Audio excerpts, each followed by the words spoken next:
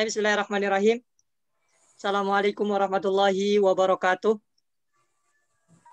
Waalaikumsalam warahmatullahi wabarakatuh. Baik. Alhamdulillahilladzi hadana li hada wa ma kunna linahtadiya laula an hadanallah. Asyhadu an la ilaha illallah wahdahu la syarikalah wa asyhadu anna Muhammadan abduhu wa rasuluhu la nabiyya ba'dah. Allahumma shalli ala sayyidina Muhammadin wa ala alihi wa sahbihi ajma'in. Amma ba'du.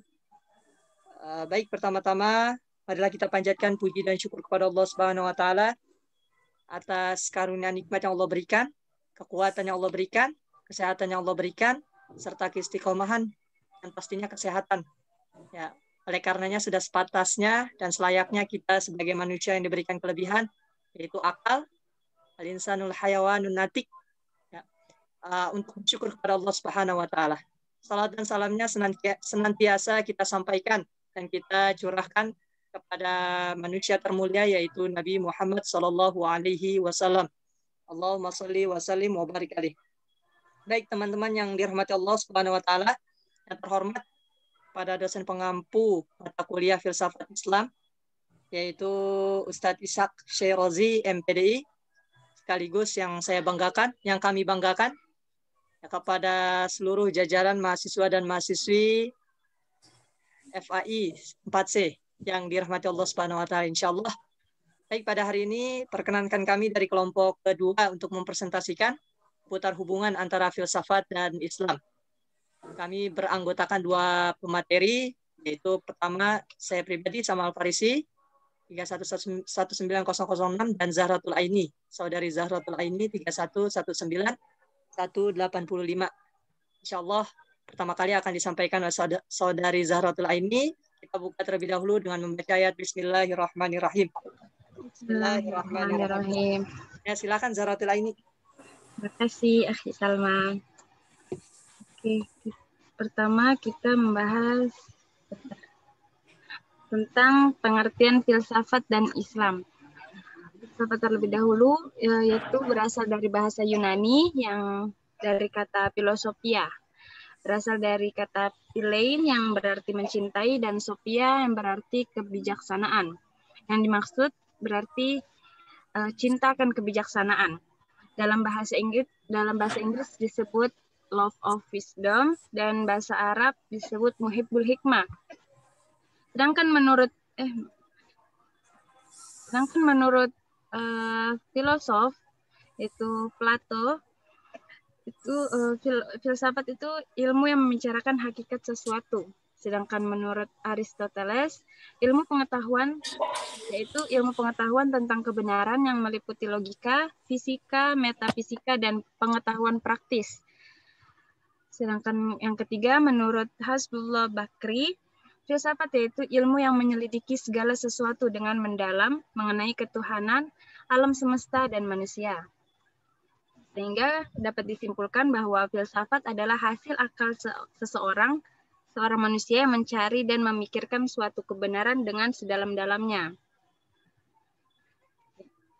Jadi filsafat Islam itu apa?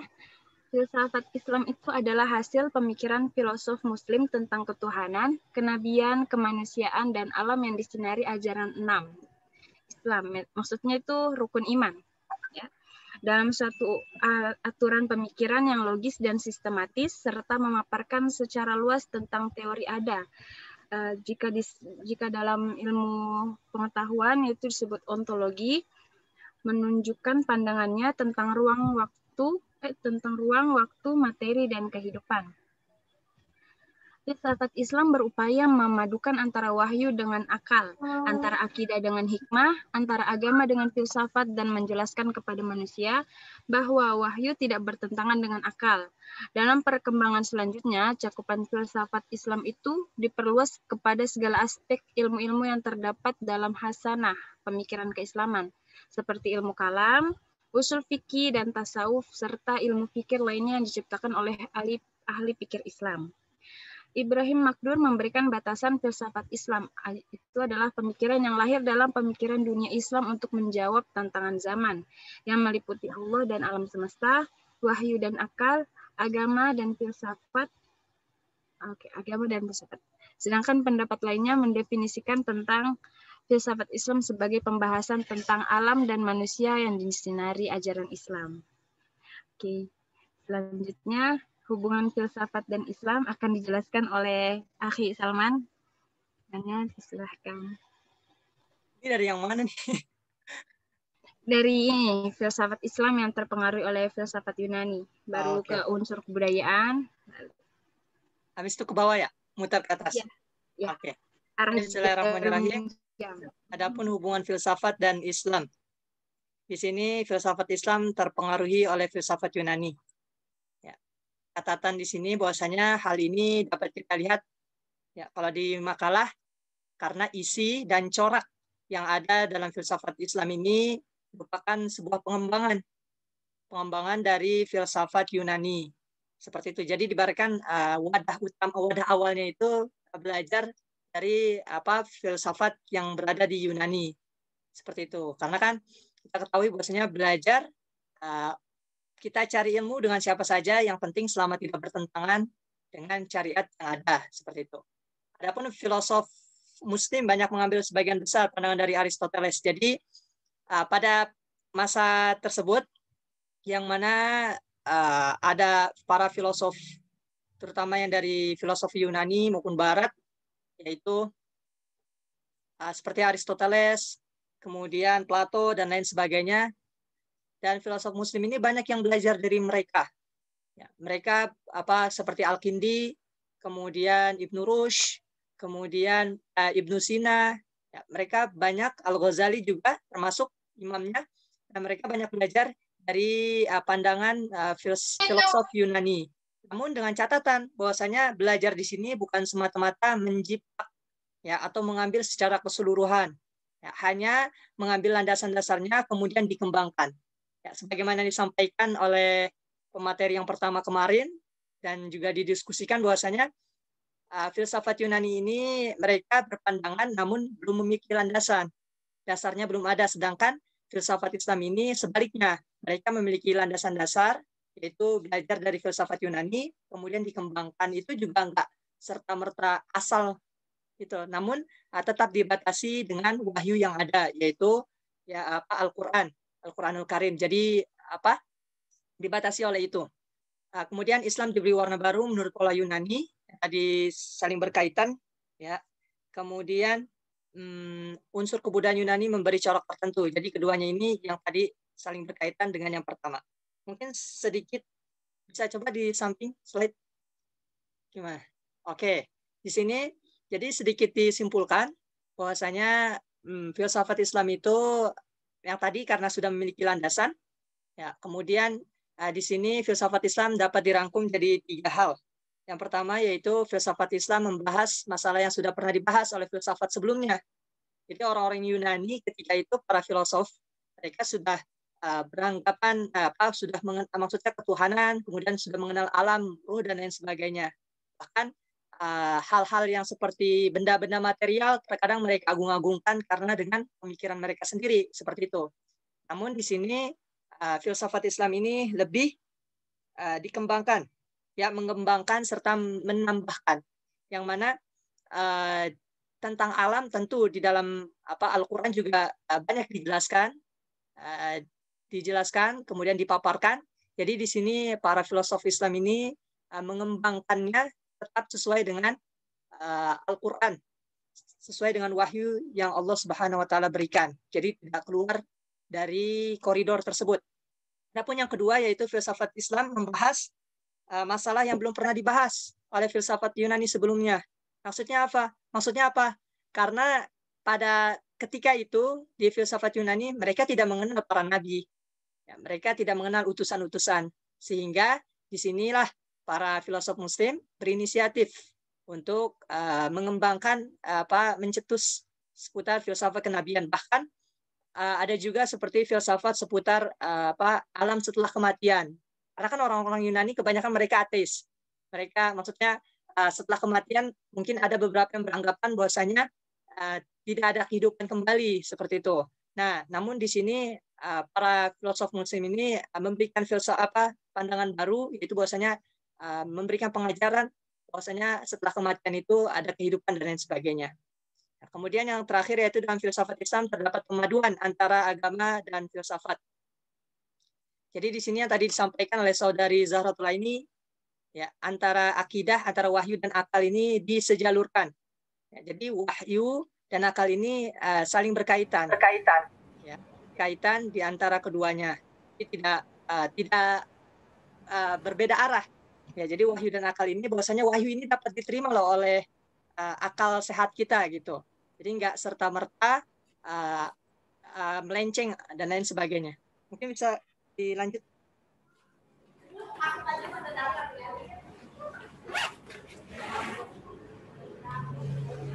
Oke, di sini bahwasanya semua filosof Muslim berpandangan. Jadi yang tadi seperti Imam Al-Ghazali, kemudian Ibnu Rushd, Ibnu Sina, dan lain sebagainya, mereka berpandangan bahwasanya wahyu Al-Quran adalah sumber ilmu pengetahuan. Karena di dalamnya tentunya banyak kisah-kisah yang luar biasa yang menjadi pelajaran bagi setiap Muslim pastinya. Kemudian banyak juga pelajaran yang memang sejatinya belum kita ketahui. Ya, yang sifatnya memang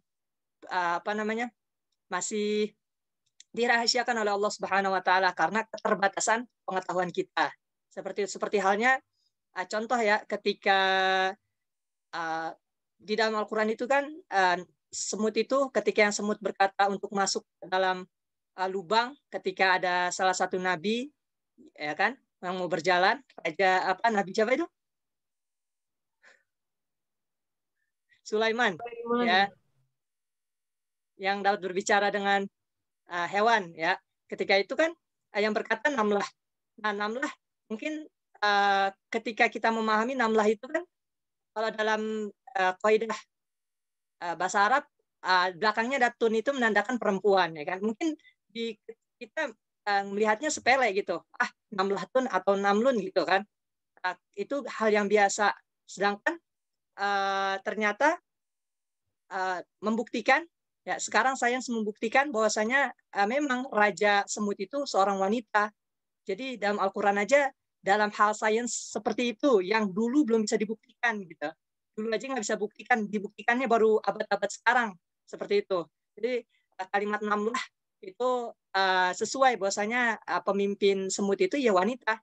Itu sekarang baru bisa dibuktikan. Dan itu salah satu sumber pengetahuan bahwasanya Al-Quran ini merupakan sumber dari ilmu pengetahuan. Oleh karenanya, tadi para filosof Muslim ini mereka membangun berbagai teori tentang kenabian, ya, seperti yang dilakukan oleh Ibnu Sina, yang salah satu risalahnya yaitu Isbat an-Nubuwat.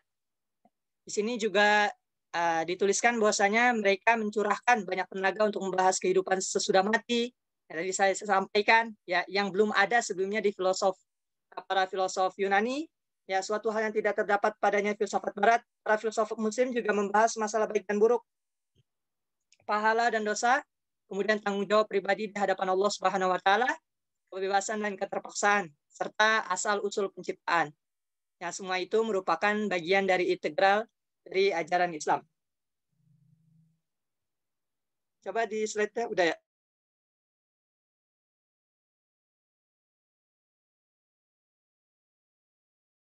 Baik, mungkin seperti itu antara yang kami sampaikan, yang kami paparkan seputar hubungan antara filsafat dengan filsafat Islam.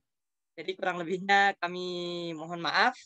Nanti setelah ini barangkali ada yang mau didiskusikan, serta ada yang mau ditanyakan, atau lebih baik dilengkapi.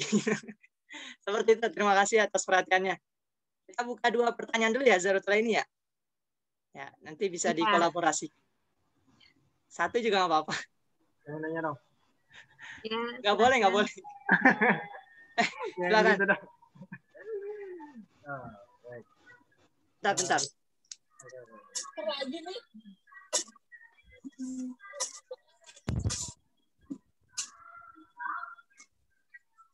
Ready? Nah. Baik, bismillahirrahmanirrahim. Kita berbicara filsafat artinya yang tadi sebagai ini jelas. Kecil suaranya, Akhi. Kecil. Ya. Speakernya masukin mulut dulu, saudara.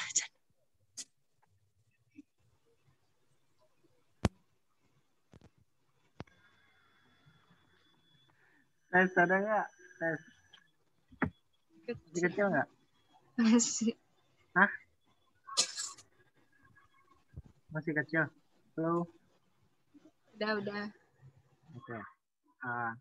Tadi berkaitan dengan filsafat itu artinya kalau saya menangkap itu artinya yang bisa mencari kebenaran itu yang dapat dipahami oleh logika gitu kan. Nah, di dalam Islam itu menurut saya ada beberapa hal yang mungkin yang cuma bisa dipahami oleh keimanan, artinya keimanan ini kan dipahami oleh hati gitu. Nggak semuanya tentang Islam itu bisa dipahami dengan akal. Artinya ketika kita berbicara tentang alam yang goib di luar Islam ataupun orang yang tidak mempunyai kepercayaan gitu, mana mungkin percaya gitu. Nah, kemudian apakah hal-hal yang goib ini di dalam Islam itu bisa difilsafatkan gitu? Nah, bagaimana penjelasan filsafatnya seperti itu?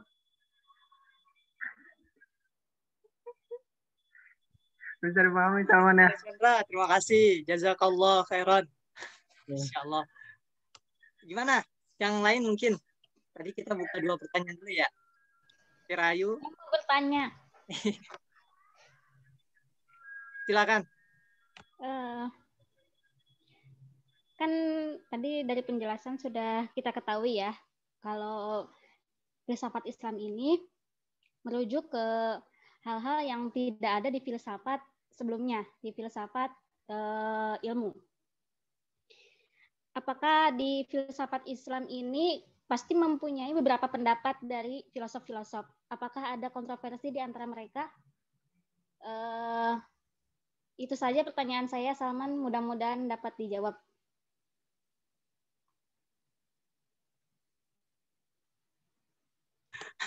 Insyaallah. Ya, terima kasih. Udah ya, kita cukupin dulu ya. Setelah ini, yuk, silakan dong.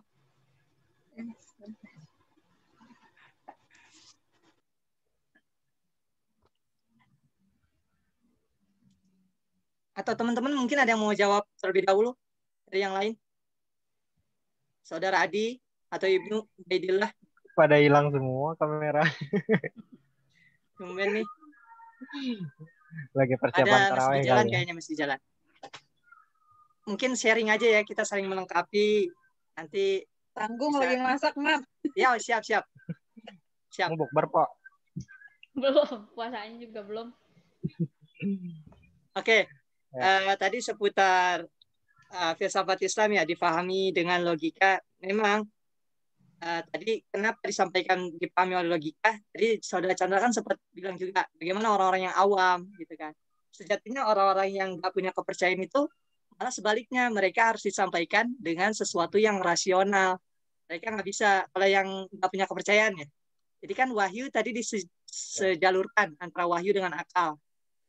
Jadi ketika ada orang-orang yang tidak percaya, maksudnya nggak punya kepercayaan pada hal-hal yang memang semestinya diimani gitu kan. Kalau kita kan ada yu'minuna bil ghaibi, mengimani atas perihal yang gaib.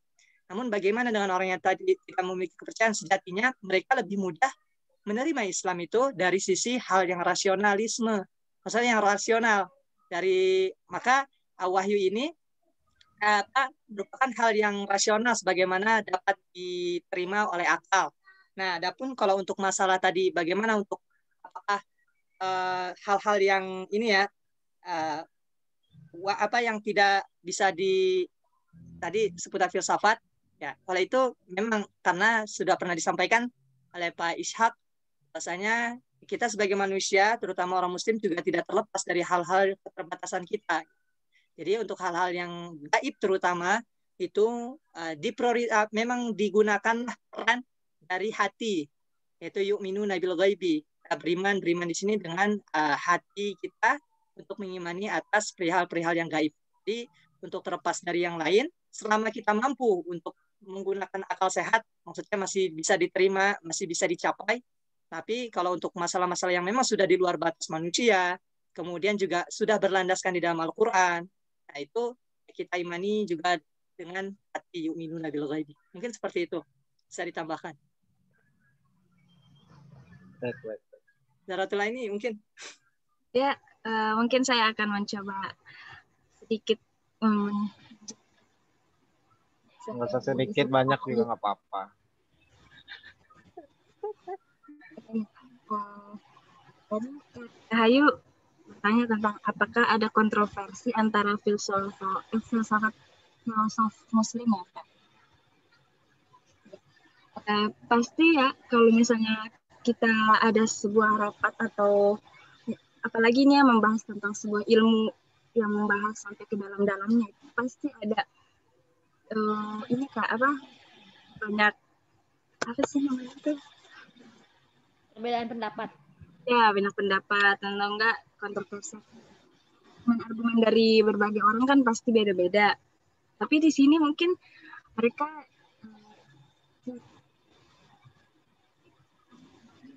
bisa untuk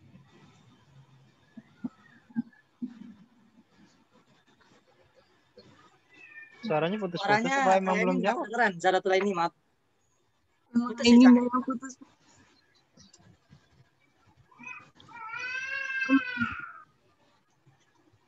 Jadi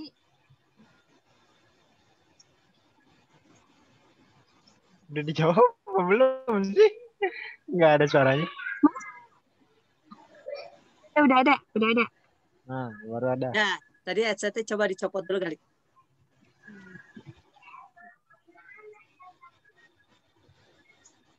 Nggak ada. Nggak ada suaranya. Mungkin Akhi Salman yang aja yang menjawab kali. Udah ada suaranya, udah ada. Kita sedikit sharing lagi ya. Tadi seputar ada gak yang kontroversi? Tadi kan seperti disampaikan juga di pertama ya, bahwasanya banyak para filosof Muslim ini yang belajar menimba pengetahuan dari para filosof Yunani kayak gitu. Jadi banyak dari mereka yang belajar, dan Islam sendiri tentu ya daripada bentar ada telepon bentar, Mas.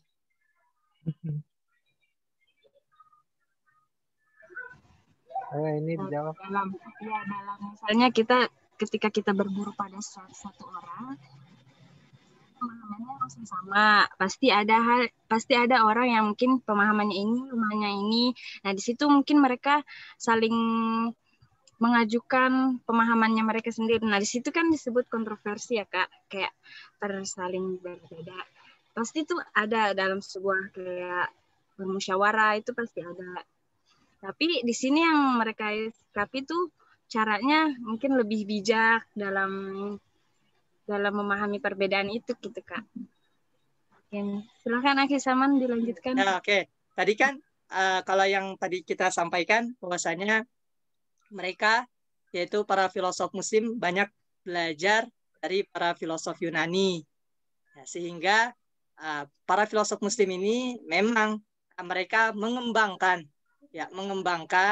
terus dari hal-hal yang sekiranya bertentangan mereka buang, kemudian sesuaikan dengan yang ada di Wahyu Al-Quran. Jadi kan ada 3 poin tuh, ada yang dikembangkan, ada yang memang karena sebelumnya dari filsafat Yunani tidak ada, kemudian diadakan, ada juga dikolaborasikan antara filsafat Yunani dengan filsafat Islam. Ya, tadi ya seperti halnya wahyu dan akal. Jadi tidak keduanya dirasionalkan, terutama seputar wahyu kayak gitu. Ya, jadi kalau untuk kontroversi pasti ada gitu kan. Tapi pastinya para filosof Muslim juga bijak karena mereka kan belajar dari filosof Yunani juga gitu. Seperti itu. Mungkin selebihnya bisa ditambahkan oleh yang lain. Terima kasih. Ayo, terima kasih Aini Salman. Mungkin ada sharing lagi dari teman-teman yang lain. Kalau memang sekiranya cukup, nanti disampaikan tambahannya untuk dosen pengampu kita agar melurus pemahaman kita yang melenceng, yang bengkok. Ada pertanyaan apa, Pak Salman tadi? Coba saya tadi agak satu lambat, yang kedua voice-nya ini kurang kedengeran tadi. Silakan, ada pertanyaan apa tadi? Silakan. Saya ketik boleh, mungkin Ustaz ya? Boleh. Disampaikan lagi Chandra nggak apa-apa. Tadi kalau pertanyaan saya itu berkaitan dengan ketika berbicara filsafat artinya kan yang berkaitan dengan logika itu sendiri gitu. Nah, di dalam Islam sendiri kan banyak yang tidak bisa dipahami oleh akal gitu, lebih kepada percaya kepada iman artinya kan. Nah, bagaimana hal-hal yang tidak bisa dipercayai dengan akal ini, apakah itu bisa difilsafatkan? Nah, bagaimana Islam juga menjelaskan gitu kepada orang yang mungkin awam gitu, filsafatnya seperti apa tentang akan hal-hal yang gaib itu gitu.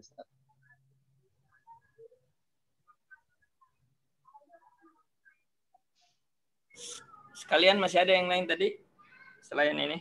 Siti Rahayu, silakan disampaikan kembali. Ya, pertanyaannya itu Ustaz, kan filsafat Islam ini melengkapi dari filsafat-filsafat sebelumnya. Apakah di filsafat ini terjadi kontroversi di antara filosof-filosofnya? Itu Ustaz. Ya. Contohnya mungkin apa? Terima kasih Ustaz. Ya.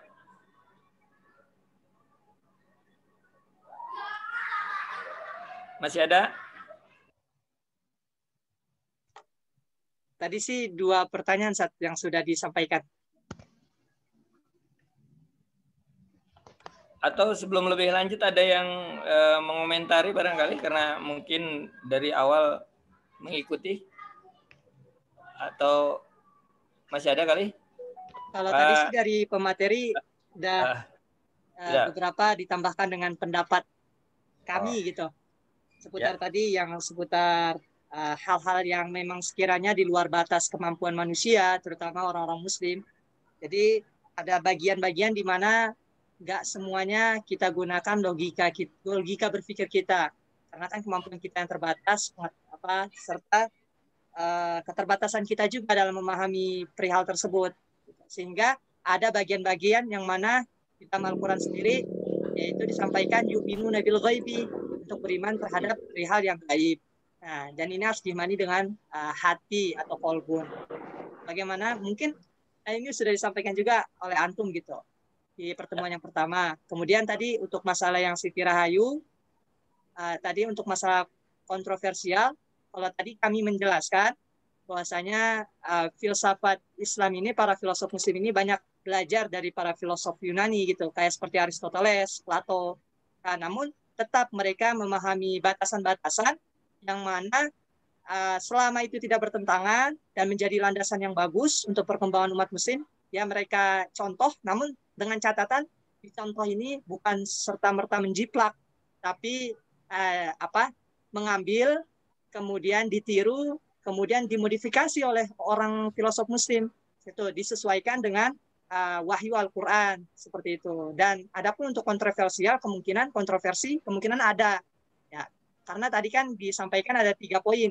Jadi filsafat muslim ini ada yang jenisnya mengembangkan atas adanya filsafat Yunani, seperti masalah ketuhanan atau perihal-perihal yang gaib. Kemudian yang kedua yaitu mengadakan mencetus, berinisiatif untuk mengadakan suatu filsafat yang baru yang sebelumnya tidak ada di filsafat Yunani, seperti seputar kenabian, filsafat kenabian, kemudian kehidupan setelah kematian gitu, setelah kematian dan lain sebagainya. Sedangkan di dalam Al-Quran itu ada beberapa yang dijelaskan, diceritakan, dikisahkan. Nah, adapun yang ketiga itu ada modifikasi antara filsafat Yunani dengan filsafat Islam yang mana berkaitan seputar wahyu dan akal. Seperti itu, Ustaz. Mungkin selebihnya bisa disampaikan. Baik. Merujuk pada 2 pertanyaan tadi, ya. Bahasa sederhananya, hal yang tidak dipercayai dengan akal, artinya tidak masuk akal ya, analogik. Kemudian bagaimana bisa difilsafatkan itu, bisa atau tidak gitu ya. Pada intinya tadi dari Bang Chandra ya. Kemudian filsafat itu kan ya melengkapi dari filsafat sebelumnya. Apa ada kontroversi? Nah, baik, seperti pada sebelumnya sudah saya singgung tadi disampaikan oleh Pak Salman bahwa filsafat kaitannya tentang logic ya yang tidak masuk akal. Nah, kemarin saya sampaikan bahwa filsafat memang pada ranah daripada filsafat itu sendiri, kalau kita lihat kan memang pengolahan informasi yang diolah oleh akal ya seputar akal. Nah, makanya kemudian ketika pencarian sesuatu atau pencarian sesuatu informasi pada sampai dengan akar-akarnya yang mengandalkan logika, nah itu pada gilirannya nanti akan menemui kebuntuan, gitu loh. Ya, akan menemui kebuntuan. Yang bahasa saya kemarin itu bahwa akal memang diberi anugerah Allah, ya, diberikan kebebasan untuk berpikir, mempergunakannya, memikirkan segala sesuatu, tetapi kemudian ketika mentok bahasanya kemarin, itu berarti akal dibatasi oleh akal itu sendiri. Nah, dalam logika filsafat, nah itu timbul ketika kemudian ada sesuatu yang tidak bisa dipercayai atau tidak masuk akal, itu timbul kemarin sudah saya singgung apa yang disebut dengan di luar logika itu mistisme ya. Mistisme, ya. Jadi mereka menganggapnya hal itu hal-hal yang mistis gitu loh. Hal-hal yang mistis.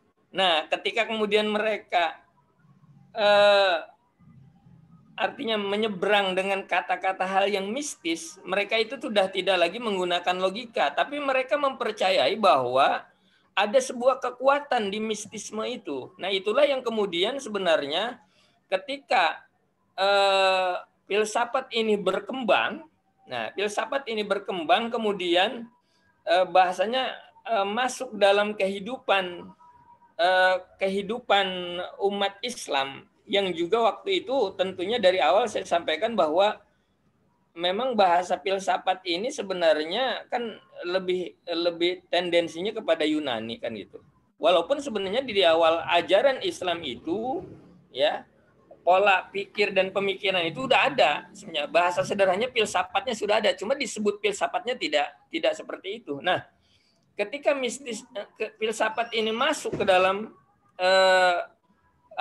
dunia Islam, nah itulah yang kemudian ditolak keras oleh para ulama-ulama ya dalam konteks mistismenya itu tadi ya mistisme itu mereka kembangkan juga, cuma di luar logika itu, tapi dikembangkan tetap ya, cuma mereka nganggapnya sebuah mistis. Nah, itu yang kemudian ditolak. Nah, pada sisi pemikiran tadi, lingkup tadi itu diterima. Yang tadi ada bahasanya, bolehlah bahasanya dikembangkan, dirasionalisasikan atau dimodifikasi. Nah, itu yang diterima masuk ke dalam pemikiran Islam. Nah, mistisme itulah yang kemudian yang mereka anggap karena tidak masuk akal, maka bahasanya mistisme. Sementara Islam itu kan nggak menganggap adanya sebuah mistis, ya kekuatan yang mereka juga nggak pahami, dan kita bisa pahami. Kemarin saya sampaikan, ketika di luar logika masuknya kepada bagaimana memahaminya, bagaimana memfilsafatinya nih, kata Bang Chandra tadi itu bahasanya, bagaimana memfilsafati sesuatu yang tidak bisa dilogikakan. Nah, dalam konsep ajaran kita ya ada fikrun, ada kolbun, gitu loh. Ada fikrun, ada kolbun. Pada tataran fakta dan realita itu, manusia dipersilahkan untuk memikirkannya, mengupasnya sampai kepada akar-akarnya dengan alat fikrun itu, dengan alat akal itu. Tapi kemudian ketika akal kemudian pikir ini sudah sedemikian rupa dipergunakan, ya kemudian pada titik jenuh tidak mampu, maka masuknya kepada kolbun. Nah, masuknya kepada kolbun, gitu loh. Nah, artinya apa? Betul masih menduduki sesuatu itu, ya menduduki sesuatu itu pada faktanya, tapi dipahaminya lewat kolbun, ya, lewat kolbun. Artinya ketika kenapa lewat kolbun? Karena disitulah Allah Subhanahu Wa Taala memberikan sebuah kekuatan untuk dapat mengupas, ya, dengan hati sesuatu yang tidak bisa dilogikakan. Coba ketika kemudian kita lihat dalam Al-Isra, ya, Mi'rajnya gitu kan. Subhanalladzi asra bi abdihi. Nah, apa yang terjadi dalam fakta dan logikanya itu tidak dibelah Rasul itu kepalanya gitu untuk dicuci otaknya kan begitu. Tapi apa yang dibelah dadanya? Kan gitu loh. Dalam ini. Nah, itu pun masa kan gitu nih kita nih. Kita nggak bisa pahami logika. Secara logika ya orang matilah dibelah perutnya kan gitu. Nah, itu kita pahaminya. Pahaminya lewat situ. Rasul sendiri untuk menghadapi yang betul-betul unlogic nanti yang akan dihadapi, ya berangkat ke petala langit itu. Kan ini kan analog dengan yang saya sampaikan kemarin itu. Bahwa ada sebuah stimulan, simbol untuk kita sebagai perintah menjelajahi langit dan bumi, ya. Fanfudhu min aqtaris samawati wal arla tanfudhu illa bisultan, ya. Artinya itu satu, ada posisi bahwa ada sisi sinyalemen bahwa kita diperintahkan kalau pengen menjelajahi petala langit dan bumi itu harus memiliki iptek. Tapi setelah kemudian memiliki iptek, ada sisi lain juga, latan fudu illa bisultan, kecuali dengan kekuatan Allah. Nah, itu udah akhir. Nah, sementara ketika kemudian Isra dan Mi'raj itu kekuatan untuk menghadap kepada Allah Subhanahu Wa Taala dan menjalani perjalanannya itu yang dibelah, yang dibersihkan itu kolbunya, gitu loh. Nah, artinya bahwa Allah Subhanahu Wa Taala mempersiapkan bagaimana kemudian memfilsafati yang secara logik bahwa kita diperintahkan oleh Allah Subhanahu Wa Taala sebagai mukmin, salah satunya adalah percaya kepada yang gaib itu bagaimana? Nah, memahaminya dengan kolbun, gitu loh. Dengan kolbun, dengan hati. Makanya kemudian kemarin saya sampaikan kenapa Allah Subhanahu Wa Taala menyebutkan bahasa dalam Al-Quran tentang kolbu itu kaitannya dengan paham, gitu loh. Lahum qulubul la yafqahuna biha. Mereka punya hati tapi hatinya nggak paham. Ini artinya hati yang kok paham. Kalau paham kan pemikiran dan sebagainya. Nah, ini. Nah, itu yang kemarin saya sampaikan bahwa kita harus memahami ya sesuatu itu yang ketika kemudian kita mentok terbentur yang oleh orang-orang filsafat lebih kepada cenderung kepada mistis, ya kita lebih kepada menangani keimanan kepada menanggapi dengan ilman. Makanya di awal kemarin kan saya buka mana yang perbedaan alim dengan arif. Makanya salah satu dari Anda kemarin artinya ketika kita ambil sebuah penjelasan, Anda mengatakan kalau arif itu ya pemahaman yang kemudian lebih kepada spiritual. Nah, itu berangkat dari situ. Artinya bisa kita memfilsafatkan sesuatu yang tidak bisa dilogikakan, dipahaminya dengan kolbu. Nah, itu yang pertama. Yang kedua, filsafat Islam itu kan melengkapi filsafat sebelumnya. Sebenarnya kalau bahasa melengkapi tidak melengkapi, gitu loh. Ya, bukan dikatakan melengkapi. Sebab kan konsep ajaran kita kan udah jelas ya bahwa al-yauma akmaltu lakum dinakum wa atmamtu alaikum ni'mati wa raditu lakumul Islam madina. Udah perfect bener kita. Udah sempurna syariat kita. Nah, gitu loh. Bukan melengkapi. Cuma saya lebih cenderung kepada bahwa filsafat itu hanya sebagai bagian daripada alat, bukan pelengkap, tapi alat, gitu loh. Nah, alat yang kemudian diadopsi oleh ilmuwan-ilmuwan kita, ya, filosof-filosof kita sebagai bagian keilmuan untuk menggali, gitu loh, untuk menggali, ya, sebagai alat. Makanya kemarin saya sampaikan bahwa kalau filosof sebelumnya itu mereka tertumpu pada logika, ya, kalau Islam tidak tertumpu pada logika, karena dia sudah punya konsep dasar yang melekat dalam kolbu, keimanan, dan punya konsep ajaran sebagai sebuah way of life-nya, ya, untuk berjalannya. Tapi untuk penggaliannya, nah itulah tadi. Jadi bukan pelengkap, sebagai alat yang kemudian ya tadi dikembangkan, dirasionalisasikan, dimodifikasi untuk menggali yang Al-Quran sebagai ajaran yang di dalamnya penuh dengan bahasa simbolik dalam kehidupan ini, gitu loh.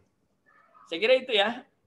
Nah, kemudian ada kontroversi. Ya, kontroversi jelas dalam perjalanan mesti ada. Jangankan yang memang dari luar masuk ke dalam, yang di dalam saja coba kita lihat madzhabul arba'ah itu juga sebenarnya boleh dibilang bagian daripada pemikiran. Kalau boleh bilang pemikiran-pemikiran filsafat dalam mendalami kajian tentang fikih, boleh dibilang begitu sebenarnya. Ya karena memang itu di situ aja terjadi kontroversi, apalagi ini yang dari luar kita adopsi. Begitu ya. Baik, ada yang lain silakan, atau masih belum ada kejelasan? Silakan.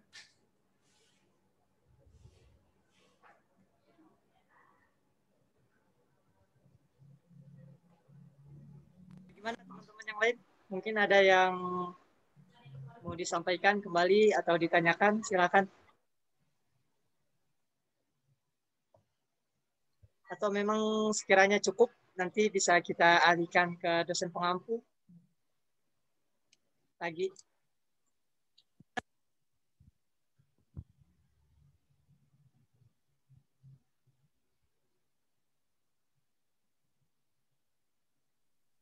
Cukup mungkin Bang.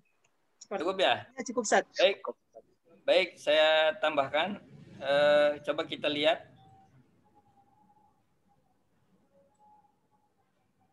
Bentar, nggak bisa naik nih.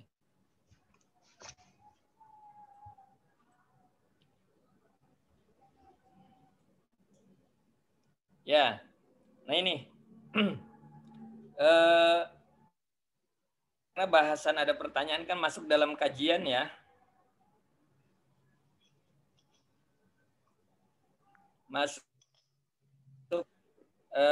tentang, sebentar nih ada apa sih? Filsafat sebagai bentuk proses berpikir yang sistematis dan radikal mempunyai objek material dan objek formal. Objek material dan objek formal. Objek material filsafat adalah segala yang ada. Nah ini, ya makanya Plato, Aristoteles, Socrates ini ketika mereka ingin sebenarnya mengetahui di belakang fenomena, ya kan, segala yang ada kan fenomena, ya kan. Kemudian dia ingin mengetahui di belakang fenomena. Artinya kemarin saya sampaikan bahwa ada fenomena, di belakangnya itu namanya nomena. Ya, dia sebenarnya ingin mengetahui nomena. Makanya kemudian yang dibahas di awal itu apa nomenanya? Sebenarnya kekuatan, ada sesuatu yang dia cari. Sebenarnya yang dia cari sebenarnya bukan yang adanya itu, tapi di luar yang ada. Nah, bisa dibahasakan sebenarnya dalam rangka pencarian Tuhan lah, pencipta. Nah ini makanya filsafat, objek material filsafat di sini adalah segala yang ada. Dan segala yang ada, ya, dan segala yang ada, ya lagi ini. Dan sebentar.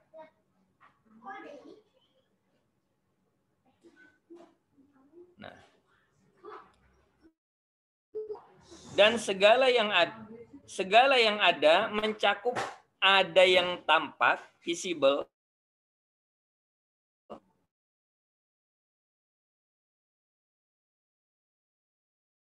Apa lagi?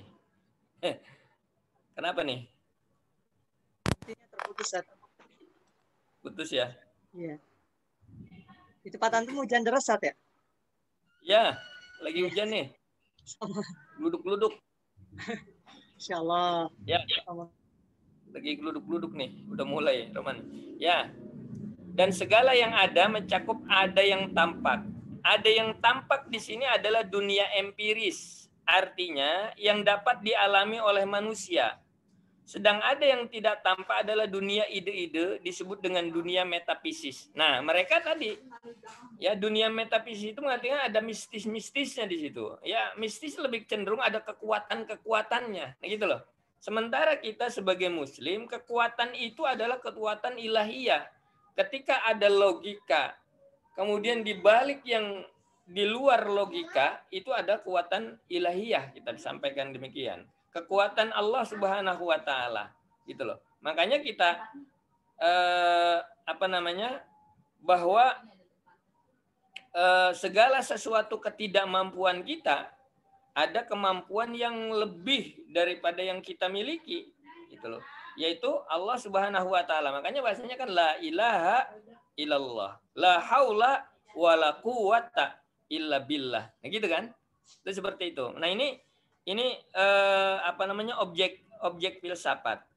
Dalam perkembangan selanjutnya, objek material filsafat sebagai dibagi atas 3 bagian, yaitu ada dalam kenyataan, ada dalam pikiran, ada dalam kemungkinan. Kenyataan, pikiran, dan kemungkinan. Dan adapun objek formal filsafat adalah sudut pandang yang menyeluruh, radikal, objektif, ya, tentang yang ada agar dapat mencapai hakikat intinya. Nah, ini. Jadi kita, ya, objek material ini, nah itu tadi kenyataan, pikiran, dan kemungkinan. Itu yang berkutat, yang kemudian kita coba untuk pikirkan atau kita coba masuk ke dalam pikiran kita untuk kemudian kita mencari makna itu, ya, untuk mencari makna itu.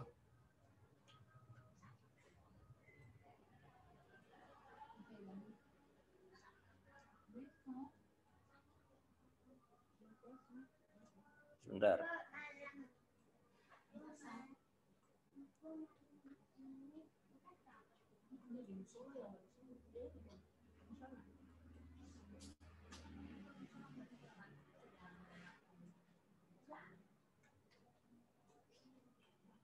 Ya. Ya, itu seperti itu. Baik, sampai di sini. Ada yang dipertanyakan kaitannya tentang objek? Sebentar.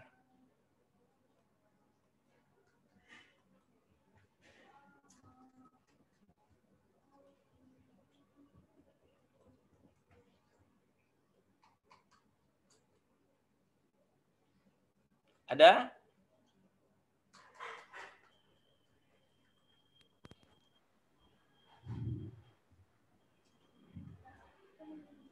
Kalau untuk objek kemungkinan mungkin bisa disampaikan kembali, maksudnya. Apakah ini masalah-masalah yang tadi mistis itu atau gimana? Ya. Objek kemungkinan ini kan gini. Ya, kalau dalam pemikiran kita, kalau seperti ini mungkin akan terjadi seperti ini. Kalau seperti ini mungkin ada terjadi seperti ini. Artinya ada sesuatu yang dipikirkan bahwa ke depan itu apa saja, entah tindakan, entah sesuatu, gitu loh. Ya, itu bisa saja terjadi, gitu loh. Jadi kalau tadi berangkatnya dari boleh dibilang fakta yang ada, kebendaan, dan ini jadi yang dikedepankan adalah pemikiran kemungkinan itu. Oh, mungkin seperti ini, mungkin seperti ini, mungkin seperti ini, gitu loh. Nah, itu mungkin kenapa itu terjadi seperti itu, berangkatnya dari sesuatu, umpamanya dalam sesuatu kita misalnya membuat program, bertindak, rencana, nah itu seperti itu. Nah, ke depan kan dari ini rencananya seperti ini. Tapi kan kemungkinan tuh ada mungkin. Bisa jadi ya. Seperti sekarang nih, misalnya ada ramalan cuaca, itu kan kemungkinan. Tapi berdasarkan mungkin ilmu yang didapat. Tapi di balik ilmu itu, nah itulah filsafat sebenarnya. Di balik ilmu yang sudah ada ini, kemungkinan juga ada ilmu yang lebih lagi gitu loh. Fauqazi ilmin alimun, fauqazi ilmin ilmun, fauqazi ilmin alimun. Ada yang lebih itu, lebih tinggi atau lebih tahu lagi. Nah gitu loh. Artinya ini kenapa demikian? Karena memang pemikiran itu selalu dinamis, selalu berkembang, gitu loh. Selalu berkembang. Nah, di sisi lain yang kemungkinan itu kalau kita sebagai muslim memahami bahwa hal itu secara logik kita menghendaki ini, menghendaki itu dan seterusnya. Tetapi ada kekuatan lain yang bisa jadi, nah itu tadi, yang bisa jadi kekuatan itu merubah ya apa yang dimungkinkan atau apa yang dipikirkan oleh manusia. Makanya kadang-kadang kita berbahasa nahnu nahkumu bidawahir wallahu yahkumu bisarahir. Jadi kita ini seperti ini. Nah, jadi di saroir itulah yang kemungkinan kalau dalam bahasanya kita sebagai muslim ada sesuatu hal lain bisa saja terjadi. Itu seperti itu. Nih. Terima kasih. Ya, yang lain?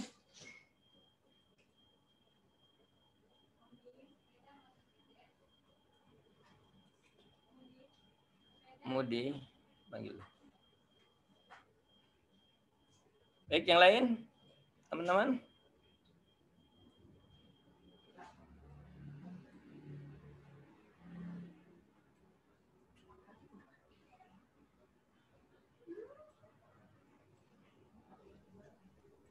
Mungkin cukup kali, Ustaz. Cukup ya? Oke. Ya. Kalau cukup, saya berharap jangan keluar dulu, kita absen dulu biar nanti lebih ini ya. Lebih akurat lah absensinya.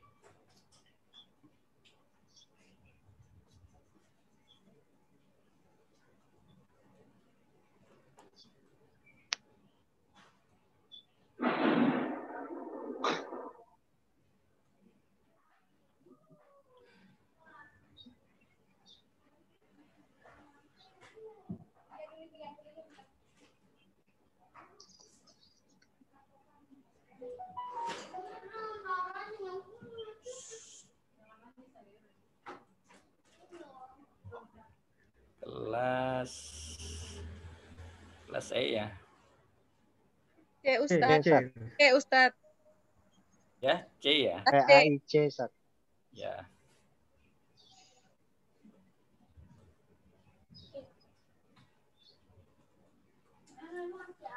Yang ketiga.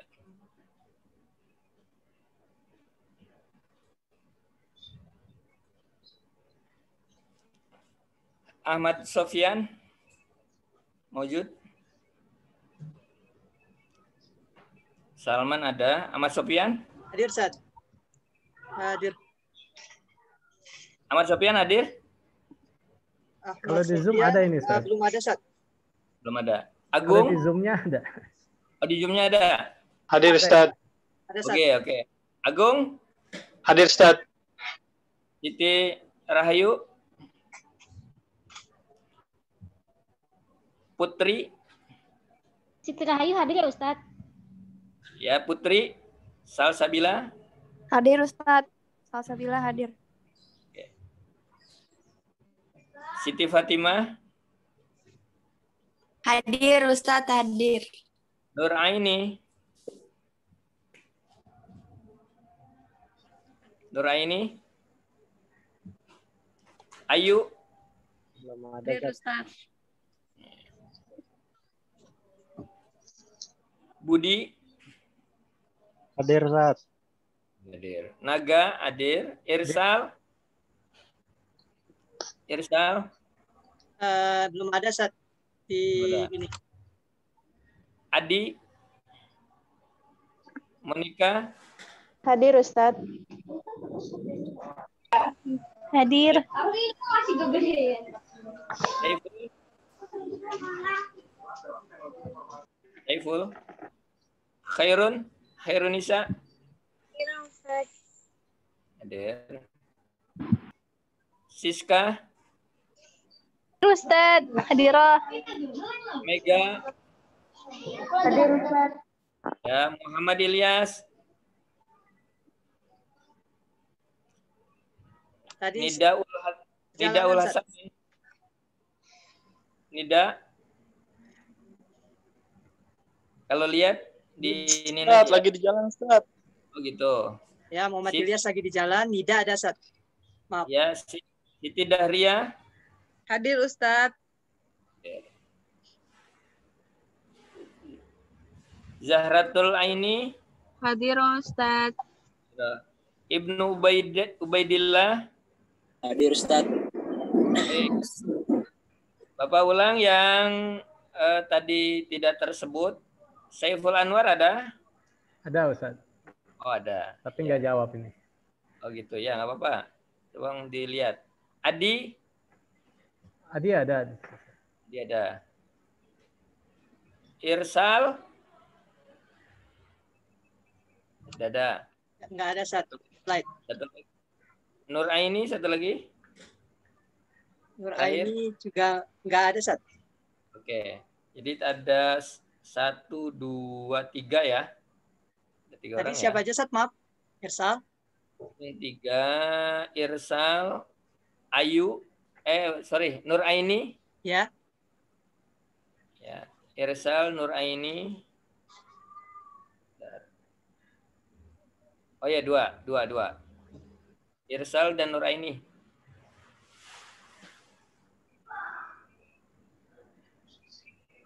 Oke, itu ya. Kalau tidak ada lagi